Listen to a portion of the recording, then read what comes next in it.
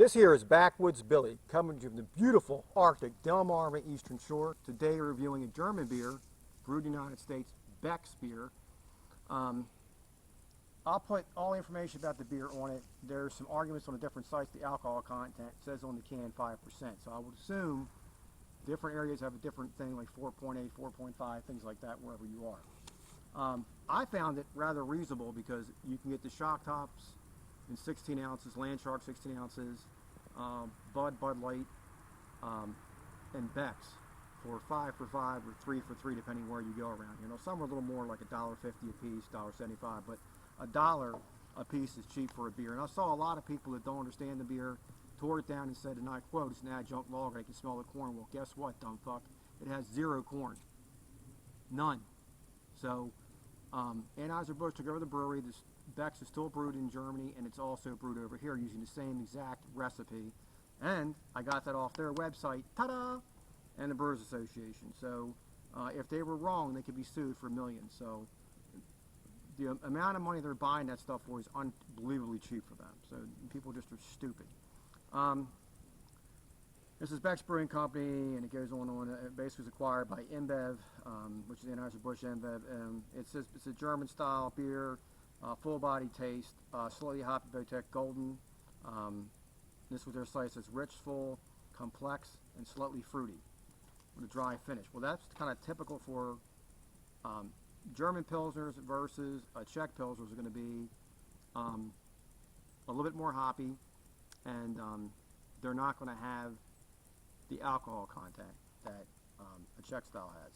So anyway, it says rate beer, gave it 8 overall, 19 for the style. Now here again, most of the shit on there said that this beer was an adjunct, they could smell the corn. Well, you know what, obviously you need to go get a book on how to judge beers or take the BJCP course and learn how to judge beers, because you don't know what the fuck you're tasting.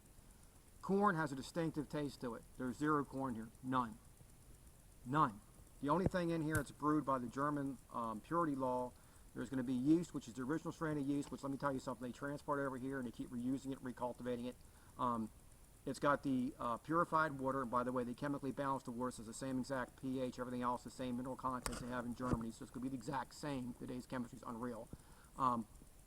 Malted barley, hops. It says malted barley, hops, yeast, and water. That's your 4 ingredients in here. Now, calories for this are 144. It says it ranks as the 5th best-selling German beer. It's the #1 selling beer in Germany. So that's something right there. Beer Advocate, another site that's been overrun by beer assholes that think they know something and they don't. They bought into this bullshit that people like Dogfish and had started originally, which Boston Beer Company, which is saying we got to stop doing it, obviously, tearing down the big brewers because there are one themselves now, because they don't have the time to give a shit. And they may start caring, because you start saying shit that's wrong, you may be sued for slander. Might want to think about that. Beer Advocate gave it 67 for 4. Bros gave it 62. Yet this fucking beer won some awards. I'm amazed. I'm amazed that people are this stupid. City of Berman, 2001, Anheuser-Busch InBev acquired it, and since then it's been brewed in St. Louis, Missouri. That's a Pilsner. It's light color, well hopped, you know what I'm saying, using the salt, Hallertau, Titang, Spaltz, Pearl, etc. for their hops. And some zesty taste to it, blah blah, zesty taste. This is the good thing I want to get to, because I've seen people said that the beer was skunked in a green bottle. Anytime anybody comes across a skunky beer, you can either call the fucking 1-800 number on a 6-pack, the bottle, or the can, and they'll give you your fucking money back. And here's the best part. According to every state law that I'm aware of, if anywhere alcohol is being sold, and also local counties may have this as well, in addition to the state law, there's a federal fucking law. You're required to get your money back or replace the product. So if you have one and you can prove it, you're not being a fraud, they don't take you to court and own you. You could get your money back or the beer replaced. So I know you're fucking lying. The yeast imparts a slightly softer character to the aroma. This is the character of this style of Pilsner, and it has a slight ester of fruitiness, which is distinctive, and possible buttery taste to it as well. Possible. That's that. That's from the BJCP on the style. I ain't like memorizing all this shit. This Pilsner is a medium body beer with malty residuals of sweetness in the aroma, floral. It says primary fermentation of the beer usually undergoes this diatactyl rest. Basically what they're going to do is they rest the beer during the brewing process to kind of get some of the protein out of it. And you also have another rest in the fermentation process where as you're going to ferment, the beer sets for a little bit longer and you're going to move the beer to 40 degrees Fahrenheit roughly. And it's anywhere from 4 days to 2 weeks. So depending on who the brewer is and what they do. So wrote that shit down. So I knew it was talking about. I'm sorry about using the language, but it is what it is. My hand's cramping. I get tired of people that don't know what they're talking about. So anyway, back to the beer and on a more positive note. This is Beck's beer. It's German Style Pilsner. A little bit different than a Czech Style Pilsner. So you're not going to have the alcohol content that you're going to have. Czechs tend to be higher alcohol content. A little bubble there, sir, on the hand cramp.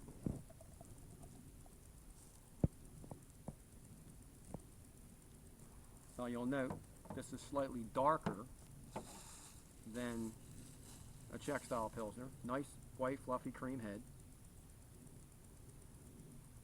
And I get sweet malts, belly bready. I can smell the citrus hops. Floral. It's like grassiness. And by the way, the grassiness that you're thinking is corn. It's the fucking hops. So, a lot of Everest in here, a lot of carbonation coming up. Nice head to it.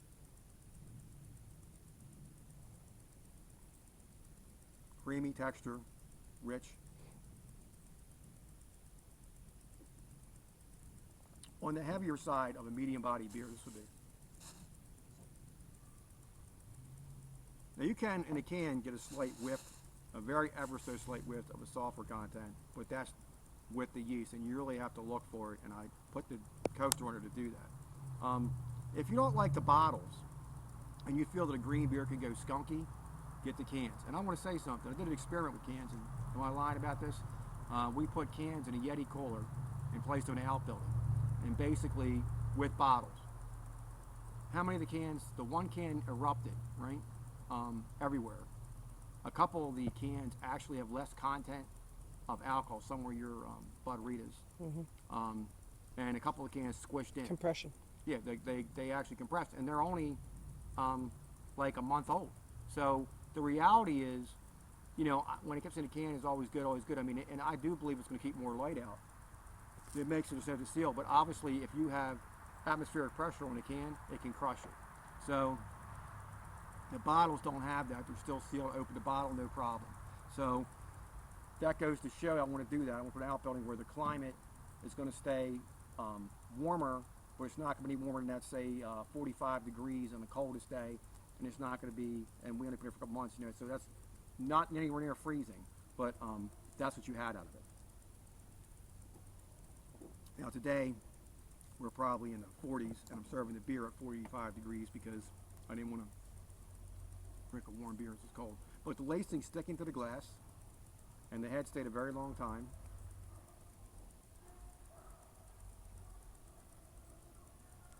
I just smell the nice sweet malts, the hops, you know, the floral notes of the hops, the earthy notes. You're getting that almost like a peppery thing. That's the hops.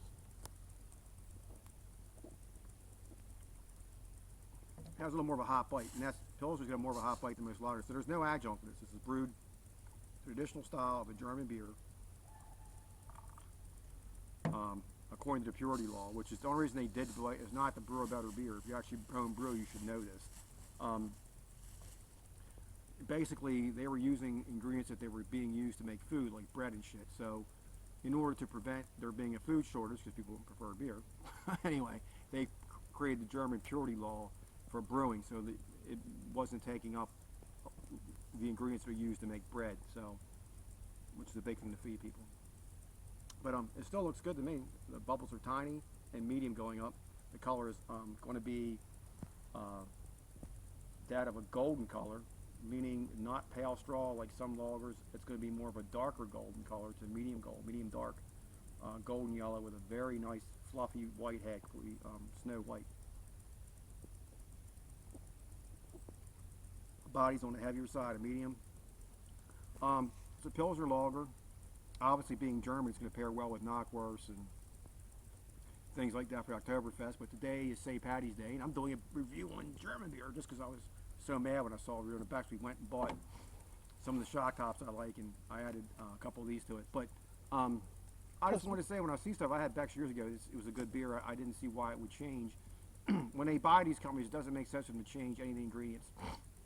The Backwoods Billy, 2 thumbs up. You can eat this with pizza, eat this with fried chicken, eat this with steak. You can eat this with hamburgers, hot dogs, chicken wings. Pretty much anything will go with the beer. It's a lager. And more so it's a Pilsner, and it's a German Style Pilsner, and there are some differences in it. You can see that darker in color, a little bit more hoppy, less alcohol typically than a Czech style. Now, this has 5%, some Czechs are 4.5, some are 5, 5.5, so there is a slight bit of difference, not a lot. It's a Backwoods Billy. 2 thumbs up on Beck's beer. There's nothing wrong. This beer is an excellent beer, and I've seen some lagers out of Pilsner by Devil's Backbone. That's like $3 a can. It's like almost, roughly, what's a 6-pack? It's like $40-some a case.